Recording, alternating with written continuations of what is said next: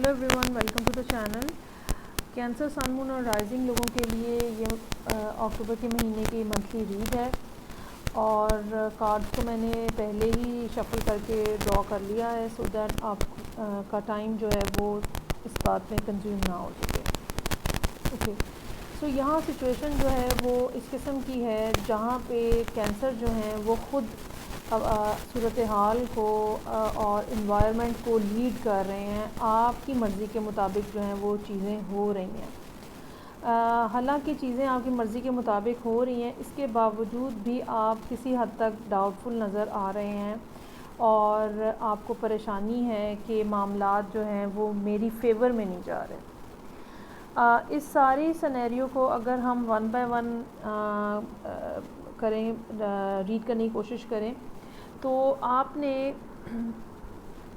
Very recently आपने action लिया है और ये कोई सडन किस्म का एक्शन नहीं है। इसकी एक प्रॉपर हिस्ट्री है जो कि काफ़ी अरसे से चल रहा था मामला आपकी ज़िंदगी में और अब आपने उसको बिलाखिर उसको फाइनलाइज़ कर दिया है और उसको एंड कर दिया है। इस डिसीजन के लेने में एक बुनियादी जो रीज़न थी वो आपकी ये आपका लोनलीनेस भी हो सकता है, अकेलापन। कोई जो आपका पार्टनर था वो आपको छोड़ के चला गया है या छोड़ के अगर नहीं भी गया है और उसने आपको वो प्रॉपर टाइम और अटेंशन नहीं दिया है जो आप डिज़र्व करते थे या जो रिलेशनशिप में आपका हक़ बनता था।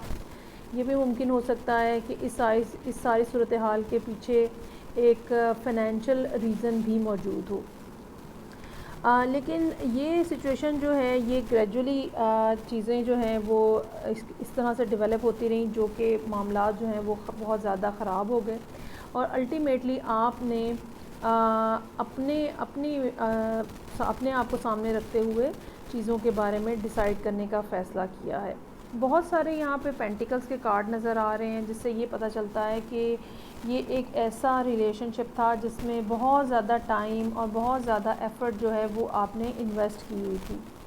और फिर जब चूँकि रिज़ल्ट जो है वो आपकी मर्ज़ी के मुताबिक नहीं निकला या उतना पॉजिटिव नहीं निकला जितना आप एक्सपेक्ट कर रहे थे, तो अल्टीमेटली चीज़ें जो हैं वो ख़त्म होना शुरू हो गई।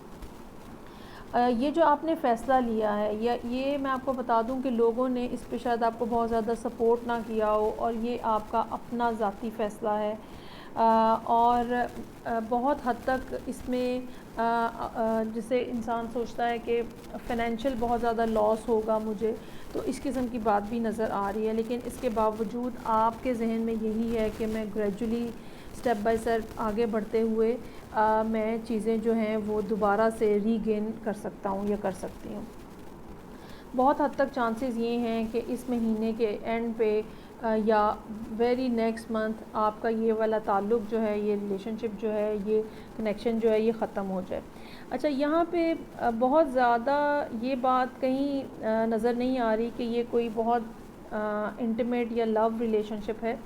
ये एक फ़ाइनेंशियल या ये कह लें कि बिज़नेस रिलेशनशिप भी हो सकता है क्योंकि इतने सारे पेंटिकल्स के कार्ड इन्वॉल्व हैं। लेकिन जो भी है आपकी ज़िंदगी में, आपकी ज़िंदगी के किसी न किसी एंगल से कोई ना कोई एक चीज़ जो है वो ख़त्म हो रही है। ये कोई ऐसा कारोबार हो सकता है जिसमें से आप टोटली बाहर आ जाएं, या ये कोई जॉब हो सकती है जहाँ से आपको फ़ायर कर दिया जाए, या ये कोई ऐसी जगह भी हो सकती है जहाँ से कोई ऐसी जॉब भी हो सकती है जहाँ से आपको फ़ायर करना चाह रहे हों और आप उससे पहले रिज़ाइन दे दें। लेकिन इस सब के पीछे एक बहुत बड़ी डिसअपॉइंटमेंट है, एक बहुत बड़ी डिस्टर्बेंस है जो कि बहरहाल आपकी ज़िंदगी में है और ये डिस्टर्बेंस जो है बहुत लंबे अरसे के लिए रही है। आपके अपने जहन में ये बात मौजूद है कि कुछ टाइम के अंदर अंदर जो चीज़ें हैं वो टोटली ख़त्म हो जाएंगी। ये बात नहीं है कि ये कोई आपके लिए अनएक्सपेक्टेड इवेंट हो रहा है और आप बहुत ज़्यादा शॉक्ड हैं और आप परेशान हैं और आपको समझ नहीं आई। नहीं, ऐसी कोई बात नहीं है। आपके लिए ये बात एक्सपेक्टेड है और आपने इसके लिए तैयारी भी की हुई है। और ये भी हो सकता है कि आप में से कुछ लोगों ने, अगर ये जॉब का मामला है तो आप में से कुछ लोगों ने फ़र्दर किसी और जगह पे अप्लाई करने के बारे में ऑलरेडी सोचा हो। لیکن یہ بات بہرحال یہاں کنفرم ہے کہ بہت سارے معاملات جو اس سچویشن کے اندر سے منسلک ہیں ان کو اینڈ ہوتے ہوتے اکتوبر کے آگے بھی کچھ دن لگیں گے، ٹھیک ہے، اور جب تک یہ معاملہ کمپلیٹلی اینڈ نہیں ہو جاتا تب تک آپ اس سچویشن سے بالکل باہر نہیں نکل سکیں گے. آپ کو یہاں پہ رک کے انتظار کرنا پڑے گا، اور جو بھی کوئی نئی اپرچونٹی آپ ایکسپیکٹ کر رہے ہیں اس کے آنے میں بھی تھوڑا سا ڈیلے ہے. آپ ڈیفینیٹلی اس اپرچونٹی کی طرف موو کر رہے ہیں، لیکن فوری طور پہ یا یہ کہہ لیں کہ اسی مہینے کے اندر یا اکتوبر کے اینڈ تک آپ کو شاید وہ اپرچونٹی نہیں ملے گی، بلکہ وہ اپرچونٹی اس کے بعد آئے گی جب معاملات جو ہیں وہ کافی حد تک سارٹ آؤٹ ہو جائیں گے. لیکن اچھا اب ایک یہ بات ہے کہ جب بھی کوئی چیز اینڈ ہوتی ہے، چاہے وہ کوئی ریلیشن شپ ہو، چاہے جاب ہو، چاہے بزنس ہو، کوئی بھی چیز ہو، جب اینڈ ہوتی ہے تو انسان کچھ عرصے کے لیے بہت زیادہ ڈسٹربنس بھی محسوس کرتا ہے. وہ ایموشنلی، فائنینشلی، اسپرچولی اپنے آپ کو بہت زیادہ ویک فیل کرتا ہے، اور اگر تو یہ ریلیشن شپ ہے تو ظاہر بات ہے ایک بہت زیادہ ایموشنل ٹراما اور ایموشنل برڈن بھی آپ کے اوپر آتا ہے. لیکن اس اسپریڈ کے اکارڈنگلی دو باتیں ہیں جو کہ میں یہاں پہ مینشن کرنا چاہوں گی جو کہ بہت پازیٹیو ہیں. چاہے آپ کا پاس میں کیسا ہی سلسلہ رہا ہو، ٹھیک ہے، ایموشنلی بھی اور فائنینشلی بھی، لیکن آپ کے پاس ایک پلان موجود ہے جو کہ جس پہ آپ کافی عرصے سے کام کر رہے ہیں اور گریجولی وہ آگے بڑھ رہی ہیں چیزیں، اور یہ آپ کو ڈیفینیٹلی سکسیس کی طرف لے کے جائے گا. کیونکہ نائٹ آف پینٹیکل ایک ایسا ریلائبل کارڈ ہوتا ہے جو کہ آپ کو اینڈ تک لے کے جاتا ہے، وہ آپ کو درمیان میں چھوڑتا نہیں ہے. سو آپ نے جو بھی کام سٹارٹ کیا ہے یا جو بھی آپ نے اپنی زندگی کے بارے میں فردر سوچا ہے، آپ گریجولی اور سلولی اسی ڈائریکشن میں موو کریں گے. دوسری بات جو کہ یہاں پہ میرے پاس اوریکل ڈیک ہے، پہلا کارڈ مونالوجی سے ہے میرے پاس، nothing will come of this situation.